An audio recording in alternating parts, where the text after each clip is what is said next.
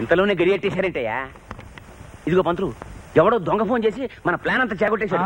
కింద సొన్నా వాళ్ళు అమ్మలేదు. అయితే ఇప్పుడు ఏం చేద్దాం? నేను ఎట్టాగొట్టా మోపు చేస్తా గానీ నేను చెప్పింది చెప్పినట్టు ఆడికి హిందీలో తర్జుమా చేసి. ఓ ఆగో, ముందు నన్ను తెలుగులో చెప్పలేవయ్యా. చెప్పండి.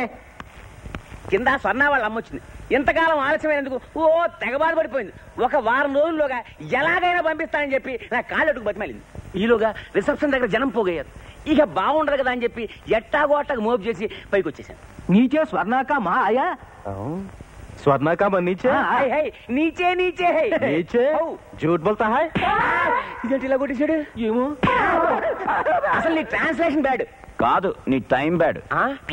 నిజమే, చంప పగలు కొట్టాడు. ఒక చెంపేగా. ఒక చెంప మీద కొట్టే ఇంకో చెంప చూపించడానికి నేనేం యేసు ప్రభుని కాదు. అయినా నువ్వేమిటయ్యా, నేనే వినాలనుకుంటే నన్ను మించిన ఇలా వేరేవు కాదా మరి? నువ్వు ఆఫ్టర్ ఆల్ స్వర్ణ అమ్మకి లవర్ అయితే నేను స్వర్ణకే లవర్ని.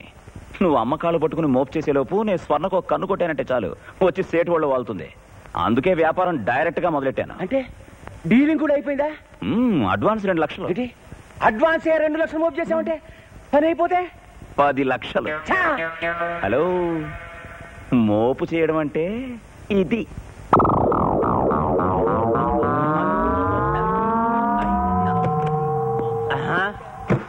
మంత్రి పదవి మీద మోస్తూ స్వర్ణకు ద్రోహం చేద్దామనుకున్న మాట నిజమే. కానీ మీ కన్న బిడ్డ అయితే అలా చేస్తారా అని నువ్వు అన్న మాటకి నా కళ్ళు తెరుచుకున్నాయి. సెటు స్వర్ణ నిప్పు లాంటిదయ్యా. ఆమె మీద తప్పుడు ఆలోచన మానుకొని బుద్ధి చెప్దామని వెళ్ళాను. కానీ ఆ చండాలుడు బాలరాజు స్వర్ణశీలానికి వెలకట్టి ఆ సేటుతో బేరం కుదుర్చుకున్నాడే.